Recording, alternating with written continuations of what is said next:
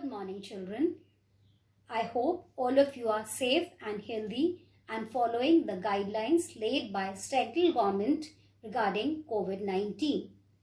I am Abha Sharma from Carmen Residential and Day School. Children, today I am going to teach fractions to class 3 students. Now children, let's see what are fractions. We will try to understand fractions with the help of certain examples. I need half a glass of milk. Why you left quarter of chapati? You will get 3/4 share of cake. In these examples, you see that 1/2 or 1/2, 1/4 or 1/4 or 3/4. All these are fractions. Let us understand this with one more example. You are at home and feeling hungry. You request your mother to bake a cake for you. After baking the cake, she tells you to share that cake with your sister. Now, what will you do? If you see in this figure, this is a cake. Naturally, you will divide the cake into two parts. Okay, one part and the second part. How many parts we have divided the cake? We have divided the cake into two parts. So what share and how much part you will be getting? Out of those two, you will be getting one part.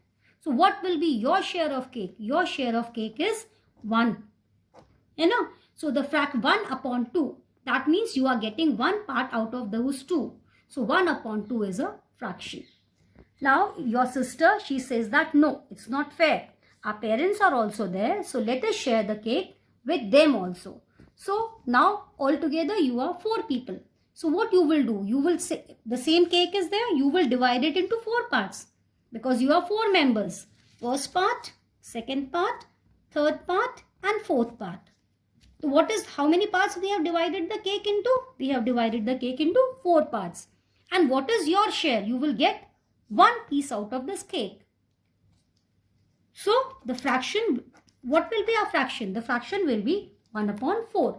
Out of these 4 parts, you are getting 1 part. Now let's see the definition of the fraction.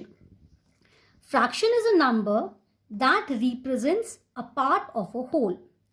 When an object is divided into equal parts, then each individual part is called fraction. So what we have to see in this definition, first thing is that a whole is divided into part. Whenever you divide a whole into parts, you get a fraction. And second thing is all those parts should be equal. If those parts are not equal, then you cannot write that number as a fraction. Now you see a triangle here. This triangle is divided into how many parts? It is divided into 3 parts. So 3 will be a denominator.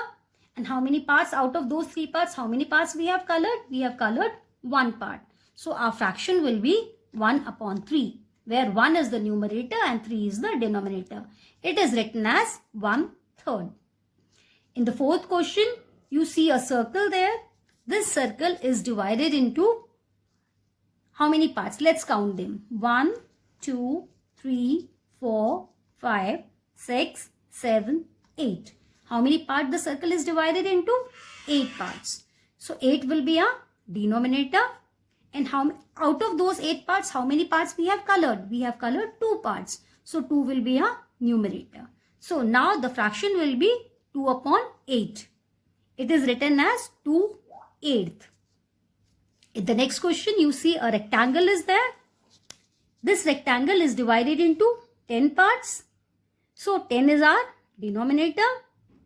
Out of those 10 parts, we have colored 4 parts. So 4 is our numerator. Okay, now the fraction is 4/10. It is written as 4/10. So children, I think you have understood what are fractions.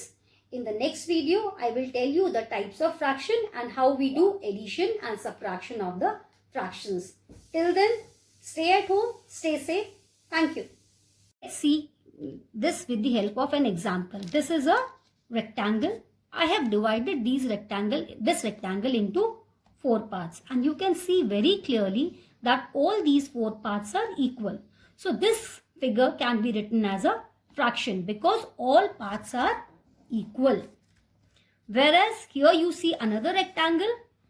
that is also divided into 4 parts, but these 4 parts are not equal. Some are small and some are big. So in this case, we cannot write it as a fraction. So what is the most important thing? The most important thing to notice is that a whole is to be divided into parts and all those parts should be equal. Now see the fraction 3 upon 4. Okay, how we write a fraction? We write a fraction with the help of two numbers which is separated by a line. Okay, the number above the line is called as numerator and the number which is below the line is called as denominator. So in the fraction 3 upon 4, 3 is the numerator and 4 is the denominator. Similarly, in the fraction 7 upon 10, 7 is above the line. So 7 will be our numerator and 10 is below the line. So it will be our denominator. Similarly, in 2 upon 5, 2 is above the line. So 2 will be our numerator and 5 is below the line. So 5 will be our denominator. Let us see some more examples of fractions. What fraction is shaded? In first question, you see that a square is there. I have divided this square into 4 equal parts. So what will be our denominator? Our denominator will be 4 because this square is divided into 4 parts. Out of those 4 parts, how many parts we have colored? We have colored 1 part. So 1 will be our numerator. So our fraction will be 1 upon 4 and it can be written as 1/4. In the second figure, you see a rectangle there. This rectangle is divided into 8 parts. Okay. So our denominator will be 8 and our numerator will be 5 because we have colored out of those 5 parts, out of those 8 parts, we have colored the 5 parts. So fraction will be 5 upon 8 and it is written as 5/8. Now you see a triangle here. This triangle is divided into how many parts? It is divided into 3 parts. So 3 will be a denominator.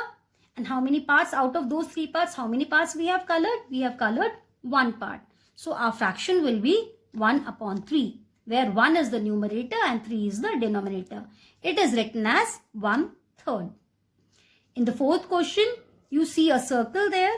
This circle is divided into how many parts? Let's count them. 1, 2. So children, I think you have understood what are fractions. In the next video, I will tell you the types of fraction and how we do addition and subtraction of the fractions. Till then, stay at home, stay safe.